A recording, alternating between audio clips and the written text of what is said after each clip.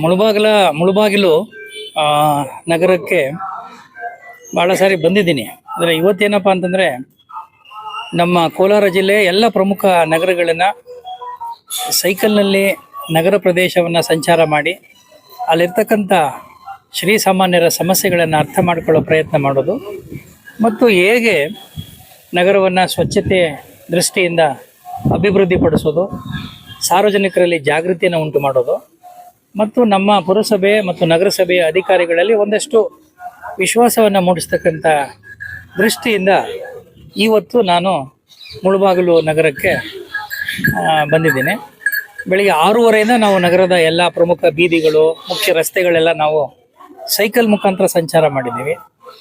ಸಾಕಷ್ಟು ಅಭಿವೃದ್ಧಿ ಆಗಿದೆ. ಉದಾಹರಣೆಗೆ ಭಾಳಷ್ಟು ವಾರ್ಡ್ಗಳಲ್ಲಿ ಒಳ್ಳೆಯ ರಸ್ತೆಗಳ ನಿರ್ಮಾಣ ಮಾಡಿದ್ದಾರೆ. ಆದರೆ ಇಡೀ ನಗರದಲ್ಲಿ ಎಲ್ಲೋ ಒಂದು ಕಡೆ ಈ ಸ್ವಚ್ಛತೆ ಮತ್ತು ಒಂದು ಶಿಸ್ತಿನ ಒಂದು ಕೊರತೆ ಕಾಣ್ತಾ ಇದೆ. ಪ್ಲ್ಯಾನಿಂಗ್ ಇಲ್ಲ ಅಂತ ಅನ್ನಿಸ್ತಾ ಇದೆ. ಎಲ್ಲೆಂದರಲ್ಲಿ ಅಂಗಡಿಗಳನ್ನು ಮಾಡಿದ್ದಾರೆ, ಫುಟ್ಪಾತ್ಗಳೆಲ್ಲ ಒತ್ತುವರಿ ಮಾಡ್ಕೊಂಡಿದ್ದಾರೆ. ಆಮೇಲೆ ಅಲ್ಲಿ ತರಕಾರಿ ಮಾರೋರು, ಸೊಪ್ಪು ಮಾರೋರಿಗೆ ರಸ್ತೆನಲ್ಲೇ ಮಾರ್ತಾ ಇದ್ದಾರೆ. ಅದು ಅಂಥ ಒಳ್ಳೆಯ ಸೇಫ್ಟಿ ದೃಷ್ಟಿಯಿಂದ ಮತ್ತು ಘನತೆಯ ದೃಷ್ಟಿಯಿಂದ ಅದು ಒಳ್ಳೆಯದಲ್ಲ. ಈಗಾಗಲೇ ಸುಪ್ರೀಂ ಕೋರ್ಟಿನ ನಿರ್ದೇಶನ ಕೂಡ ಇದೆ. ಏನಂತಂದರೆ, ಯಾರು ನಗರದಲ್ಲಿ ಬೀದಿ ಬದಿ ವ್ಯಾಪಾರಿಗಳಿರ್ತಾರೆ ಅವರುಗಳಿಗೆ ಯೋಗ್ಯವಾದಂಥ ಒಂದು ಸೌಕರ್ಯವನ್ನು ನಗರಸಭೆಗಳು ಕಲ್ಪಿಸ್ಕೊಡ್ಬೇಕು. ಅದಕ್ಕೆ ನಾವು ಈಗಾಗಲೇ ಶ್ರೀನಿವಾಸಪುರದಲ್ಲಿ, ಕೋಲಾರದಲ್ಲೆಲ್ಲ ಫುಡ್ ಕೋರ್ಟ್ ಮಾಡಿದ್ದೇವೆ.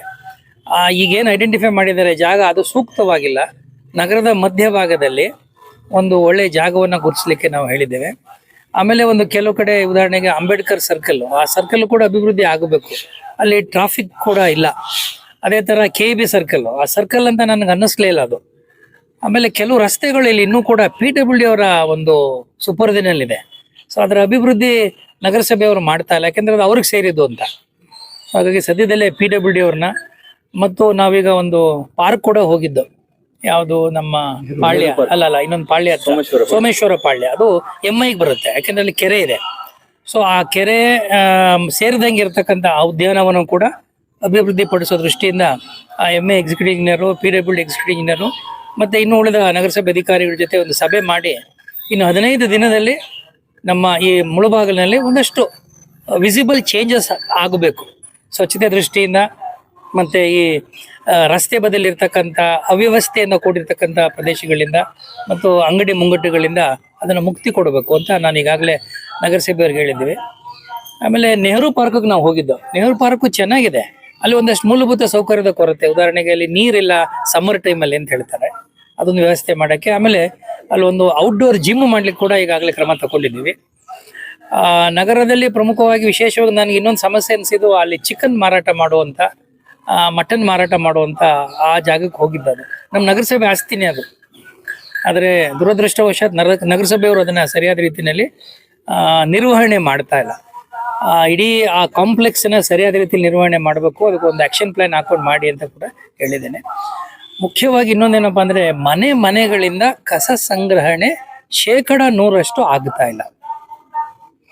ನಮ್ಮಲ್ಲಿ ಎನ್ವೈರನ್ಮೆಂಟ್ ಇಂಜಿನಿಯರ್ ಇದ್ದಾರೆ, ಮತ್ತು ಇಂಜಿನಿಯರ್ಸ್ ಇದ್ದಾರೆ, ಹೆಲ್ತ್ ಇನ್ಸ್ಪೆಕ್ಟರ್ಸ್ ಇದ್ದಾರೆ. ಇವರೆಲ್ಲರೂ ಕೂಡ ನಮ್ಮ ನಗರಸಭೆಯ ಕಮಿಷನರ್ ಅವರ ಮಾರ್ಗದರ್ಶನದಲ್ಲಿ ಸ್ವಲ್ಪ ಹೆಚ್ಚು ಕೆಲಸವನ್ನು ಮಾಡಬೇಕು. ಅದು ಸಂಜೆ ಹೊತ್ತಾಗ್ಬೋದು, ಬೆಳಿಗ್ಗೆ ಹೊತ್ತಾಗ್ಬೋದು. Especially cleaning activity.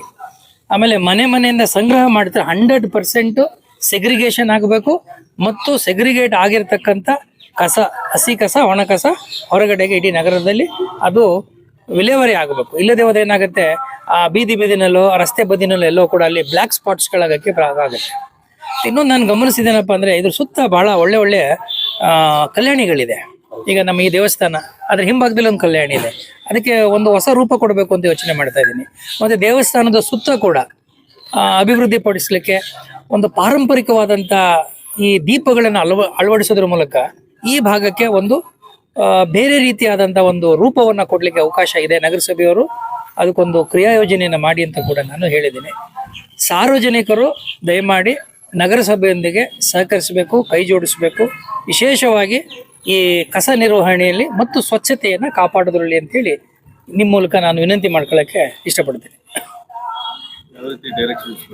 ಈಗಾಗಲೇ ಸಾಕಷ್ಟು ಡೈರೆಕ್ಷನ್ ಕೊಟ್ಟಿದ್ದೀನಿ. 15 ದಿನ ಬಿಟ್ಟು ಮತ್ತೆ ಬರ್ತೀನಿ. ನಾನು ನಮ್ಮ PD ಮೇಡಮು ಮತ್ತು ಎಕ್ಸಿಕ್ಯೂಟಿವ್ ಇಂಜಿನಿಯರ್ಗೆ ಹೇಳಿದ್ದೀನಿ, ನಾಳೆಯಿಂದ ಒಂದು 2 ದಿನ ಅವ್ರು ಇಲ್ಲಿ ಕೂತ್ಕೊಂಡು ಏನೇನು ಕೆಲಸ ನಾನು ಡೈರೆಕ್ಷನ್ ಕೊಟ್ಟಿದ್ದೀನಿ ಅದೆಲ್ಲವೂ ಕೂಡ ಆಗಬೇಕು. ಮತ್ತೆ 63 ಸರ್ವೆ ನಂಬರ್ ಇದೆ ಸರ್, ಇಲ್ಲಿ ಟೌನ್ ಒಳಗಡೆನೆ ಇದೆ. ಬೀದಿಗಳಲ್ಲಿ ಇರ್ತಕ್ಕಂಥ ಈ ತಿಂಡಿ ತಿನಿಸುಗಳನ್ನ ಮಾರಾಟ ಮಾಡ್ತಾರಲ್ಲ, ಅವ್ರು ಮೇನ್ ರೋಡ್ ಬಂದ್ಬಿಟ್ಟಿದ್ದಾರೆ. ಅದರಿಂದ ಏನಾಗುತ್ತೆ, ನಗರದ ಒಂದು ಸೌಂದರ್ಯಕ್ಕೆ ಧಕ್ಕೆ ಬರುತ್ತೆ. ಜಾಗನೂ ಜಾಸ್ತಿ ಇದೆ. ಅವರುಗಳಿಗೆ ನಾವು ಬೇರೆ ಜಾಗ, ಯೋಗ್ಯವಾದ ಜಾಗ ಕೊಡಬೇಕು. ಅವ್ರಿಗೆ ಲೈವ್ಲಿಹುಡ್ ಏನಿದೆ, ಜೀವನೋಪಾಯಕ್ಕೆ ತೊಂದರೆ ಆಗಬಾರ್ದು. ಆಮೇಲೆ ಅವ್ರ ವ್ಯಾಪಾರ ಕೂಡ ಆಗ್ಬೇಕಲ್ಲ. ನೀವು ಫುಡ್ ಕೋರ್ಟ್ ಎಲ್ಲೋ ಮಾಡಿಬಿಟ್ರೆ ಜನ ಬಂದು ಅಲ್ಲಿ ಉಪಯೋಗಿಸ್ಕೋಬೇಕಲ್ಲ. ನಾವು ಫುಡ್ ಕೋರ್ಟ್ ಮಾಡೋದು ಮುಖ್ಯ ಅಲ್ಲ, ಅದು ಫುಟ್ಫಾಲ್ ಇರಬೇಕು, ಅದು ಯೋಗ್ಯವಾದ ಸೂಕ್ತವಾದ ಜಾಗ ಆಗಿರಬೇಕು ಅಂತ ಹೇಳಿದ್ದೀನಿ. ಸದ್ಯದಲ್ಲೇ ಅವರು ಜಾಗ ಕೂಡ ಹುಡುಕ್ತಾರೆ. ಆಮೇಲೆ ಇನ್ನೊಂದು, ಆ ಸರ್ಕಲ್ಗಳಲ್ಲಿ ನನಗೆ ಬಂದ ಕಂಪ್ಲೇಂಟ್ಸ್ ಏನಪ್ಪ ಅಂದರೆ, ಸಾರ್ವಜನಿಕರು ಬಸ್ ನಿಲ್ದಾಣದಲ್ಲಿ ನಿಲ್ತಾರೆ, ಆಟೋ ಕಾಯ್ತಿರ್ತಾರೆ, ಅವ್ರಿಗೆ ಶೌಚಾಲಯದ ಒಂದು ಅನನುಕೂಲ ಇದೆ ಅಂತ ಹೇಳಿದರು. ಅದು ಕೂಡ ಒಂದು ಜಾಗ, ಸೂಕ್ತವಾದ ಜಾಗ ಹುಡುಕಬೇಕು. ಯಾಕಂದರೆ ಇವೆಲ್ಲ ನಗರಸಭೆ ಆಸ್ತಿನೇ. ನಗರಸಭೆಯವರು ಮನಸ್ಸು ಮಾಡಬೇಕು. ಈಗಾಗಲೇ ಡೈರೆಕ್ಷನ್ ಕೊಟ್ಟಿದ್ದೀನಿ and within A weeks time that will be done. ನಮ್ಮ ಜಿಲ್ಲೆಯ ಎಲ್ಲಾ ಪ್ರಮುಖ ದೇವಾಲಯಗಳು, ಮುಜರಾಯ ಎಲ್ಲಾ ದೇವಾಲಯಗಳು, ನಾವೇನು ಇಲಾಖೆನ ಅಡಿನಲ್ಲಿ ಬರ್ತದೆ, ಎಲ್ಲಾ ದೇವಾಲಯಗಳಲ್ಲೂ ಕೂಡ ಲಡ್ಡು ತಯಾರಿಕೆಯನ್ನು ಮಾಡಿ ಮತ್ತು ಪ್ರಸಾದವನ್ನು ವಿನಿಯೋಗ ಮಾಡ್ತಾ ಇದ್ದೀವಿ. ಆಮೇಲೆ ವಿಶೇಷ ದರ್ಶನ ಅಂತ ನಾವು ಅದನ್ನ ಒಂದು ಹೊಸ ಒಂದು ಸೇವೆಯನ್ನು ಕಲ್ಪಿಸಿ ವಿಶೇಷ ದರ್ಶನ ಮಾಡೋರಿಗೆ ಮುಕ್ತವಾಗಿ, ಅಂದರೆ ಉಚಿತವಾಗಿ ಲಡ್ಡು ಕೊಡ್ತಕ್ಕಂಥ ಒಂದು ಕೆಲಸವನ್ನು ಕೂಡ ಮಾಡಿದ್ದೇವೆ. ನಾಳೆ ಕೋಲಾರಮ್ಮ ಟೆಂಪಲು ಮತ್ತು ಸೋಮೇಶ್ವರ ಮತ್ತೆ ಸೀತಿ ಭೈರೇಶ್ವರ ಟೆಂಪಲ್ ಅಲ್ಲೂ ಕೂಡ ನಾವು ಲಡ್ಡು ಪ್ರಸಾದ ವಿನಿಯೋಗವನ್ನ ಚಾಲನೆ ಕೊಡ್ತಾ ಇದ್ದೀವಿ. ಈಗಾಗಲೇ ಗುಟ್ಟಳ್ಳಿನಲ್ಲಿ ಪ್ರಾರಂಭ ಆಗಿದೆ. ಅಲ್ಲಿ ಬರ್ತಕ್ಕಂಥ ಭಕ್ತರಿಗೆ ದೇವಸ್ಥಾನದ ಒಂದು ಪ್ರಸಾದವಾಗಿ ಲಡ್ಡು ಸಿಕ್ಕೋದಾದ್ರೆ ಅವರು ಬಹಳ ವಿನೀತ ಭಾವದಿಂದ ಅದನ್ನು ತಗೋತಾರೆ. ಒಂದು ಅದ್ರ ಜೊತೆಯಲ್ಲಿ ನಮ್ಮ ದೇವಸ್ಥಾನ ಕೂಡ ಒಳ್ಳೆ ಆದಾಯ ಕೂಡ ಬರ್ತಾ ಇದೆ. ಆದಾಯದಿಂದ ಅಭಿವೃದ್ಧಿ ಕೆಲಸಗಳನ್ನ ಮಾಡ್ಬೋದು.